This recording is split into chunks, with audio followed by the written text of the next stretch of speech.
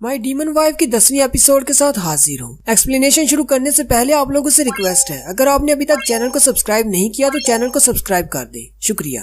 9th episode में हमने देखा था कि जियांग एक साइकिल बनाता है जो कि उसने मैजिकल पेन की मदद से बनाई होती है। टीचर और सारे बच्चे उसे देखकर हैरान हो जाते हैं। टीचर मार्टिन आगे बढ़ते हैं और उस साइकिल को देखकर कहते हैं, मैंने तो अभी तक सिर्फ घोड़ों की सवारी की है या फिर ड्वार्फ्स के स्टीम इंजन की सवारी की हुई है, लेकिन इस तरह का इंसानों का कोई वाहन मैंने कभी नहीं देखा। वो सारे बच्चे बहुत ज्यादा खुश होते हैं और जियांग से स्पार्कल करते हुए कहते हैं, क्या हम इसे ट्राई कर सकते हैं? हमें भी इसे चलाने दो। जियांग हंसते हुए उनसे कहता है, हाँ क्यों नहीं, तुम लोग इसे ट्राई कर सकते हो। लेकिन उसी वक्त वो दूसरी तरफ देखते हैं तो टीचर मार्टिन पहले उस साइकिल पर बैठ जाते हैं। उन सारे बच्चों का मुंह बन जाता है। टीचर मार्टिन हंसते हुए उनसे कहते हैं, मुझे माफ कर देना, मुझसे रहा नहीं गया, इसलिए अब मैं पहले इसे चेक करूंगा। चश्मे वाला लड़का उनसे कहता है, कोई बात नहीं, हम लोग बाद में ट्राई कर लेंगे। टीचर जियांग से कहते हैं, आखिर तुम इसको चलाते कैसे हो? जियांग आगे बढ़ता है और टीचर को बाजू से पकड़ते हुए कहता है, मैं आपको पकड़ कर रखता हूँ ताकि आप बैलेंस कर सके। जियांग टीचर मार्टिन से कहता है, अपने दोनों पाँव दोनों तरफ के पैडल्स पर रखो ताकि तुम इसे आगे की तरफ चला सको। टीचर बहुत ज्यादा घबरा रहे होते हैं। जियांग उन्हें थोड़ा सा आगे की तरफ करता है और कहता है, अपने पाँव से पहले एक तरफ के पैडल को चलाओ फिर दूसरे तरफ के पैडल को, इससे ये साइकिल आगे बढ़ना शुरू हो जाएगी। टीचर उसे कहते हैं, मैं अभी गिरने लगा हूँ। जियांग उनसे कहते हैं, आप नहीं गिरेंगे, मैंने आपको पकड़ा हुआ है।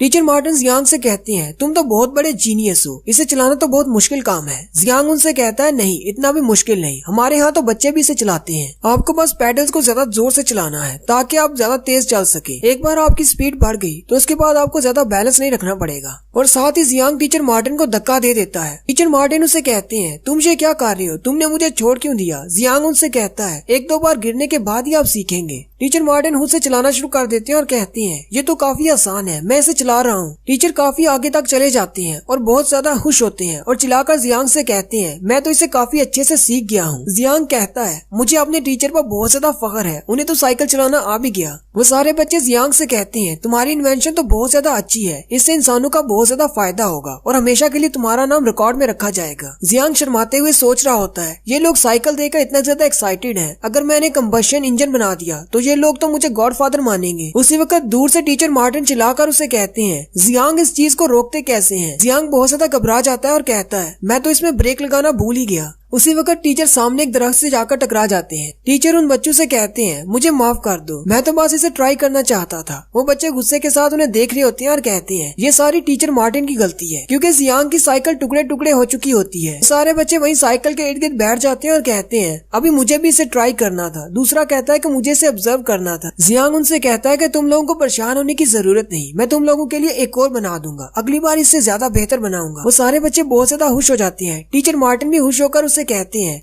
तो फिर तुम इंतजार किस चीज का कर रहे हो, जल्दी से एक और साइकिल बनाओ। जियांग उनसे कहता है, मैं और नहीं बना सकता क्योंकि मैंने अपने पेन पर लगे हुए क्रिस्टल को इस्तेमाल कर लिया है, वो सारा क्रिस्टल खत्म हो गया। ये सुनते ही वो बच्चे और टीचर मार्टिन चिल्लाना शुरू कर देते हैं। टीचर मार्टिन उसे कहते हैं, क्या तुमने सारा पत्थर एक ही नाइट में खत्म कर दिया? चश्मे वाला लड़का उसे कहता है, तुम्हारे पेन पर जो छोटा पत्थर लगा हुआ था, हम लोग उससे एक पूरा घर बना सकते थे। जियांग उनसे कहता है, कल रात को मैं बहुत ज्यादा एक्साइटेड था, इसलिए मैं अपने पेन के साथ बहुत ज्यादा एक्सपेरिमेंट्स कर रहा था, मैंने बहुत सारी चीजें बनाई। साथ ही जियांग रात का सीन दिखाता है कि वो क्या क्या बना रहा था। जियांग कहता है कि मैं इस पेन से एक्सपेरिमेंट कर रहा था, मुझे इस पेन से बनाने के लिए क्या क्या चीजें चाहिए होंगी। जियांग कहता है कि सबसे पहले मैंने फोन बनाने की कोशिश की, मैंने जैसे ही उसकी शेप ड्रॉ की तो एक फोन बन गया, लेकिन वो सिर्फ पत्थर का था, उसके अंदर के मटेरियल्स के बारे में मुझे नहीं पता था। तो इसका मतलब ये हुआ कि जिस चीज के मैकेनिज्म के बारे में मुझे नहीं पता, मैं उस चीज को ड्रॉ नहीं कर सकता, इसलिए मैं एक फोन नहीं बना सका। और उसके बाद मैंने एक फ्रिज बनाया और फिर साथ ही एक टीवी भी बनाया, लेकिन मुझे उनके मैकेनिज्म के बारे में भी नहीं पता था, इसलिए वो भी काम नहीं किए। टीचर मार्टिन उसे कहते हैं, अच्छा तो तुमने अपना सारा क्रिस्टल एक्सपेरिमेंटिंग में जाया कर दिया।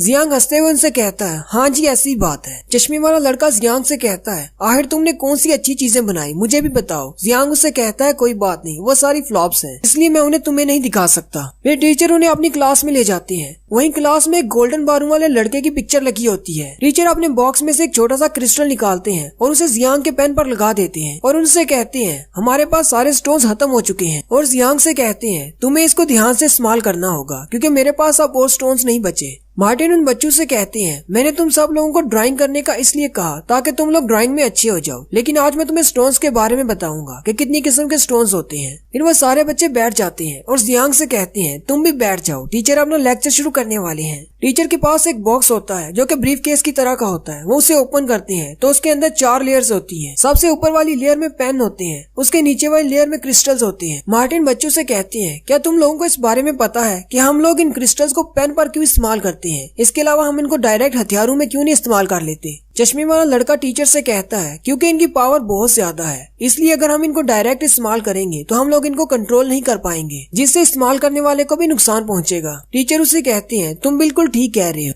टीचर उन्हें स्टोरी बताते हैं कि मैं कैसे ड्वार्फ्स कबीले में गया। वो कहते हैं कि मैं ड्वार्फ्स के ट्राइब में गया था बेहतर हथियार बनाना सीखने के लिए। उन्होंने इन स्टोन्स को अपने हथौड़ों में लगा रखा था जिससे वो अपने वेपन्स बनाते थे। उस हथौड़े के साथ वो जो भी चीज बनाते थे वो बहुत ही शानदार हुआ करती थी, लेकिन उस हथौड़े की वजह से हथियार बनाने वाले की बॉडी को बहुत ज्यादा नुकसान पहुँचता था। ये देखकर मैंने इन स्टोन्स को बेहतर तरीके से इस्तेमाल करने का सोचा। बहुत ज्यादा रिसर्च करने के बाद मैंने इन क्रिस्टल्स की पावर को कंट्रोल करने का एक बेहतरीन तरीका ढूंढ लिया, जो कि चीजों को बनाना था, वो भी अपनी ड्राइंग्स की मदद से। जियांग टीचर मार्टिन से पूछता है, लेकिन ये गोल्ड अलॉय क्रिस्टल्स आते कहाँ से हैं? टीचर मार्टिन उनसे कहते हैं, वेस्टर्न बॉर्डर की तरफ एक माइन है जहाँ से ये सारे क्रिस्टल्स निकलते हैं। साथ ही चश्मे वाला लड़का टीचर से कहता है, मैंने सुना है कि उस केव के अंदर गोल्डन ड्रैगन रहता है और गोल्डन ड्रैगन बाकी सारे ड्रैगन से बहुत ज्यादा खतरनाक है। जियांग सोचता है, अगर हम उस ड्रैगन को मार दें तो क्या हमें बहुत सारे क्रिस्टल्स मिल जाएंगे? टीचर मार्टिन सारे बच्चों से कहते हैं, इसीलिए हमारे किंग ने पर्पल ड्रैगन टीम को उस केव पर भेजा है ताकि वो क्रिस्टल्स निकालते रहे और हमें देते रहे। लेकिन वो हमें क्रिस्टल्स फ्री में नहीं देते, वो वहाँ से क्रिस्टल निकालते हैं और उन्हें बेचते हैं ताकि आर्मी के लिए राशन खरीदा जा सके। साथ ही टीचर एक छोटे से क्रिस्टल को उठाते हैं जैसा कि जियांग के पेन पर लगा हुआ है। टीचर उनसे कहते हैं, इस छोटे क्रिस्टल की कीमत 10 गोल्डन कॉइन्स है।